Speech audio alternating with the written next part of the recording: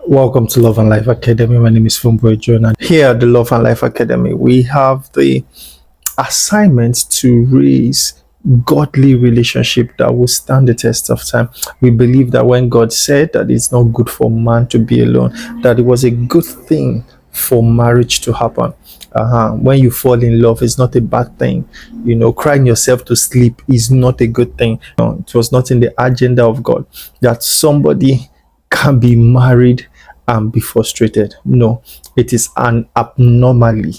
All right, so here at the Love and Life Academy, we curate lessons that can help you fulfill the agenda of God concerning love and concerning marriage. Like I said, my name is Funbunwhe Jonah, and today is the one of a 7-part series we have carefully put together that can help you enjoy love and enjoy your marriage. And today I want to talk about something really important. Let's talk about resolving conflicts in relationships. Because there's conflict in a relationship doesn't mean you should break off that relationship. No, conflict can be a good thing. There was conflict in the first marriage, in fact, the marriage that God himself orchestrated. The first marriage, Adam and Eve, we found conflict there. I hear people accuse Adam that Adam was the one giving the instruction and not Eve. So Adam left Eve. I'm like, come on.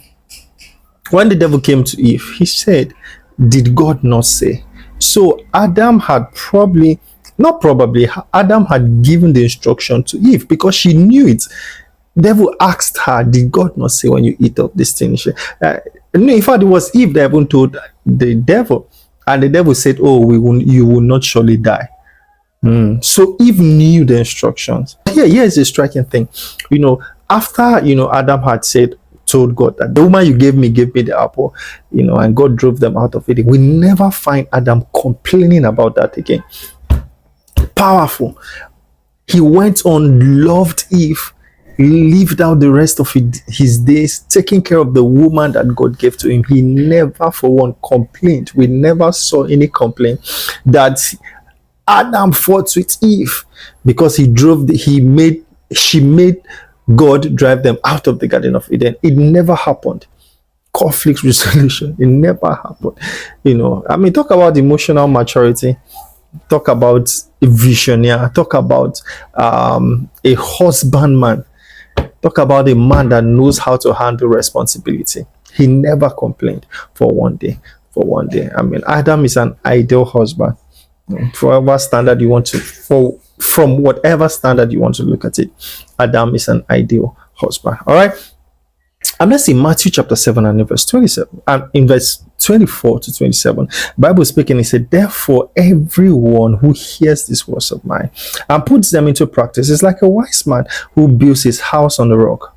The rain came down, the streams rose, the winds blew and beat against the house, yet it did not fall because it had its foundation on the rock, right? So when people look at the rains here, the rains can symbolize something bad, but I want to look at it from a different angle here. I'd like to see rain as the blessing. If you catch this, it will really help you. I like to see rain as the blessing, right? So the blessing of God came down. There was an overflow of the blessing, yet the marriage stood the test of time. Some of the challenges we have is that people got married, when they were poor, and then they became rich and they could no longer stay married.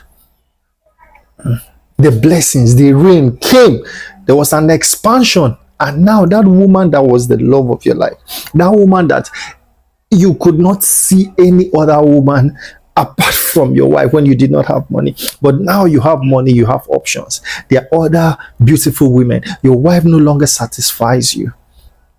Conflicts. So I like to see rain as expansion, rain as blessing, rain as blessing. You have when you did not have money, when you did not know when the next dinner is going to come from, you had peace. There was peace in the home. You had time for your wife, but now you have millions that you don't need. Suddenly You're no longer a faithful husband. And that's why there's a statement, never believe the loyalty of a poor man.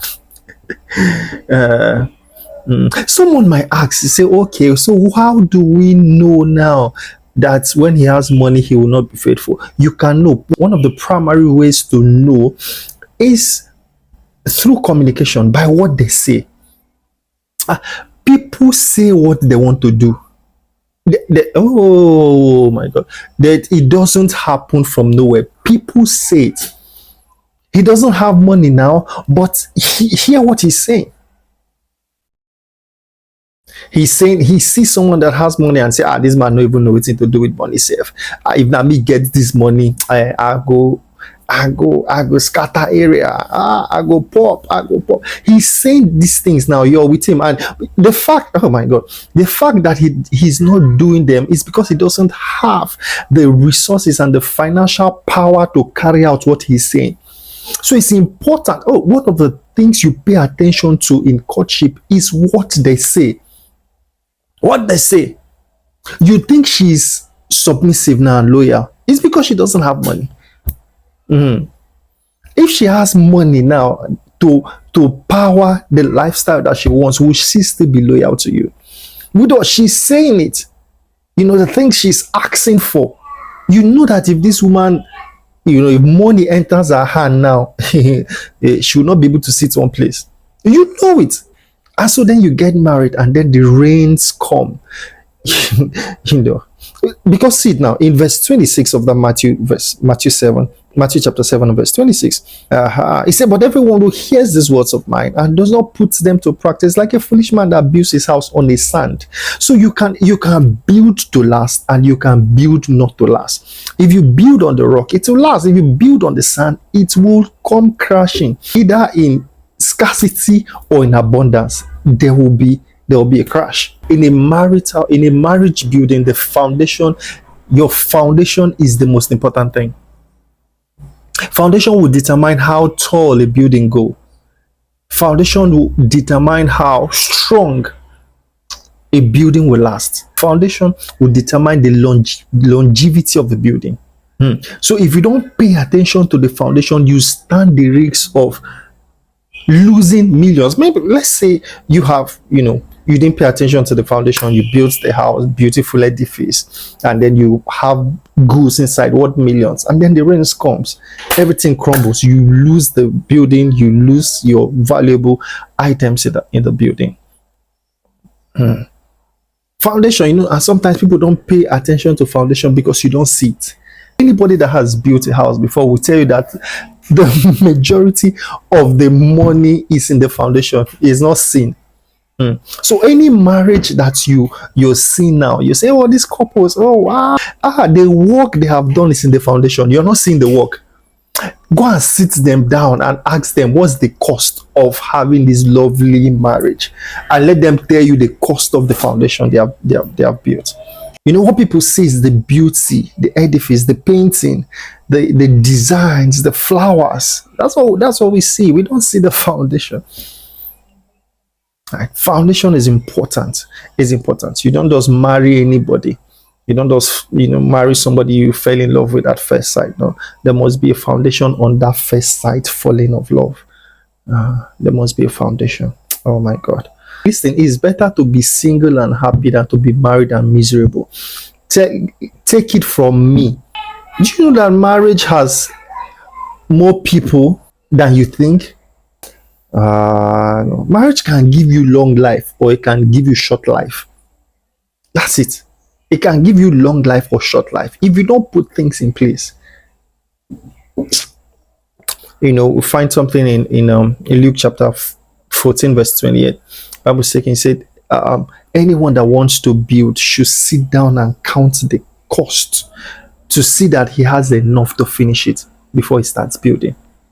Now I'm asking you, that relationship that you are in, do you think you can survive? Since you entered that relationship, you have not been able to save, and you want to use faith and get married, and you say, okay, when we get married, she's going to change. My brother, you won't enter one chance. So you want to enter one chance. Sit down, count the cost. This thing that I've started, can I finish it? Don't use faith. He's beating you now, slapping you. And you say, oh, okay, but perhaps if I give him one child or two children, one girl and one boy, he will see that I'm the mother of his children and he will stop beating me. Oh my God, have you not seen men beating their wives in front of their children? Have you not seen it? Have you not heard it?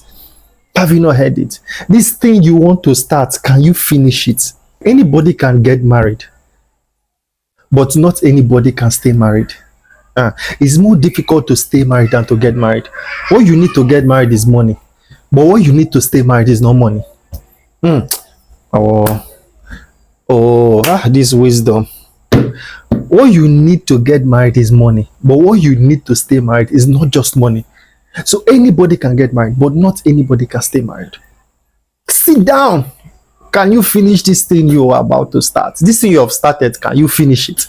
You know, one of the things, the shocker that people get after marriage is that they find themselves having conflict with the person they love. You know, you've been in a relationship with this person for 3 years, 2 years, you've never had serious conflict, and now that you're married, like boom, you don't understand where this there's a shocker. Even people that grew up in the same house still have conflicts among themselves. Talk more of you that grew up apart, different ethnic groups. You grew up, you know, maybe different part of the world. There would be conflict. There would be conflict. You see, and that's why, you know, people usually say that the best person to judge a character of a man or a woman is the people staying or living with them. You truly don't know somebody. You truly cannot attest for the character of a person like the person that is living with them. And that's why they say a true pastor is the one that the wife can attest to. Or when your children say this person is a man of God. And that's why marriage is not to be taken lightly. You pay attention to everything, pay attention to details, so that you don't, you know, the differences will not be much. So that what you're conflicted by will not be something that will, you know, put you in depression. Do you understand what I'm saying? How do I have a conflict-free marriage? Number one, agreement. Amos 3 verse 3, TPG translation, it says, do two work together unless they agree to do so. So there's no working together unless there's an agreement. You must agree. Agree. Make up your mind. See, one of my mentors, you know, had an agreement with the wife that no two people talk at the same time. You know, maybe when we're having, you know, there's a heated moment, you know, discussing about something or disagreeing about something, no two people talk the same time. You talk, I allow you finish. When my time to talk, you allow me talk. And we don't raise our voice. In fact, that's the one I had with my wife. We don't raise our voice. I've never shouted at my wife. 6 years now, I've been married. I've never raised my voice. She's never raised her voice. It's an agreement we had. So can two people work together unless they agree? Find a common ground. Make an agreement that both of you can hold on to. There's a story I heard too. I think it was Dr. Akmayoga that said it. I said the couples, how they resolve issues is by writing letters. So you write letter to the man, the wife will write the letter, explain her own side, this, fold it, send it to the man. The man will write his own. They send back and forth until that conflict is resolved. So find an agreeable method that works for both of you. And start talking about it now. Now it's not too late. See, the best time to do it was yesterday. The next best time is today. Find a system that will work for your household. I no agree, now the tear shirt. When this one no agree, no, somebody must agree. Somebody must agree. Like I said, the conflict is not always a bad thing. Resolving conflict can bring both parties together, closely together, more than if they don't even have that conflict self. All right? So you must agree. Somebody must agree. Somebody must agree. In Hebrews chapter 12 and verse 14, the Bible says, make every effort to live in peace with everyone. You know, this is the NIV translation now. Make every effort. Make every effort. It takes effort to be peaceful. It takes effort. It doesn't happen by chance. It takes effort. Effort. A good marriage takes effort. A lovely marriage takes effort. How do I have a conflict free marriage? Number two, open communication. Build a culture of honesty. Can you handle the truth? If you're being told the truth now, will you say, oh, are you one of those people that say, tell me the truth? Don't worry, I won't do anything. Tell me the truth. And then when they tell you the truth, you flare up. Please see, anytime you tell your child, don't tell your child that tell me the truth, I will not do anything. And when your child says the truth, you end up smacking them or doing the opposite of what you have said. It's not a good thing. All right. Put your emotions under control. Have an open communication relationship. Let your partner be able to talk to you about some things. Does your partner have a best friend that they rather talk to than you? Something is bothering them and they cannot talk to you. No, it's an error. Even if they have a best friend, they should be able to talk to you. They should be able to talk to you. You should have their back.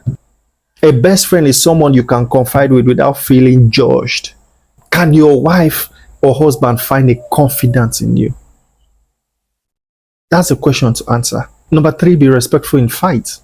When you're fighting, don't hit below the belt. No. Play safe. Play safe. Don't start importing names, importing history. This is how you did in 1905. This is how your mother on our wedding day. You have been married for 20 years now, but you remember what his mother did 19 years ago. No. Be respectful. Be respectful. Don't bring names into your fights. Don't bring things. No. And that leads me to the fourth point. Focus on what you're talking about. Focus on the issues, not on the person. Not on the character of the person. Say, that's how I used to be. If I don't blame you, that's your character. But no. Focus on the issue. Focus on the issue. This thing has happened now. How can we move on from here? What can we do to rescue the challenge, rescue the problem? This is we're not talking. Why are we not talking? Focus on the issue, not on the person. I say you are the one now. You are too busy. You don't have time. No. Focus on the issue, not the person. Don't attack the person. Attack the issue. And number five, avoid being manipulative. People know when you're manipulating them.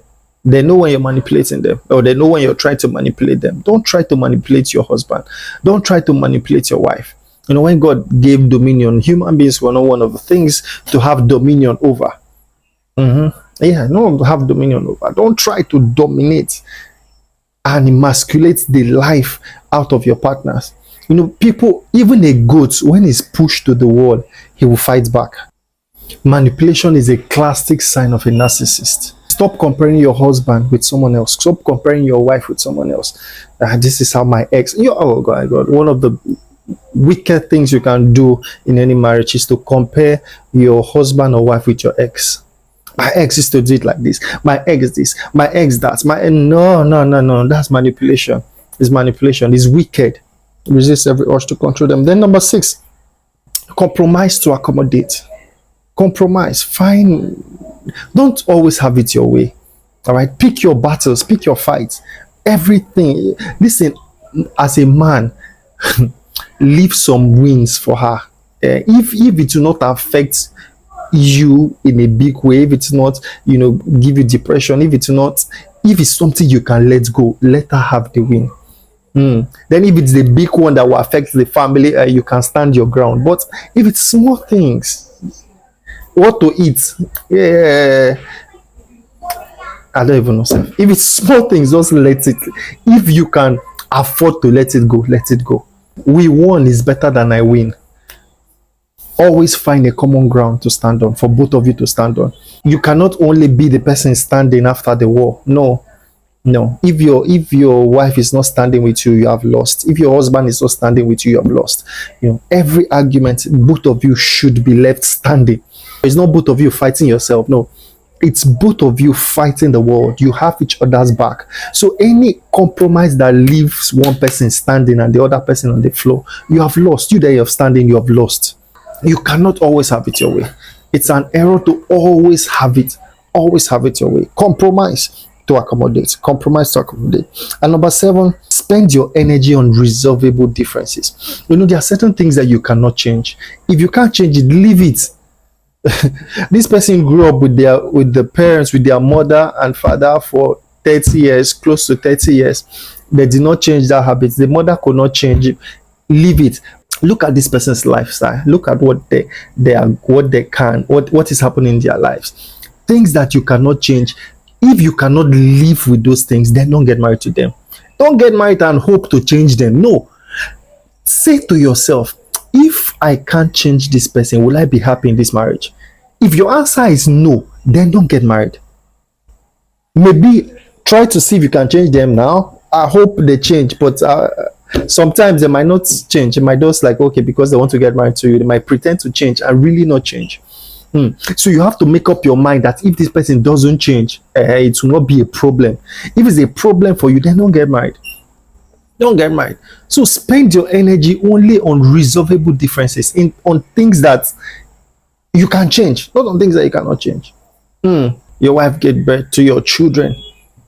She now has stretch marks because of childbirth, and your body shaming her. Are you not a foolish man like this? Are you not a foolish man? Body shaming her for the children she gave to you, your own children.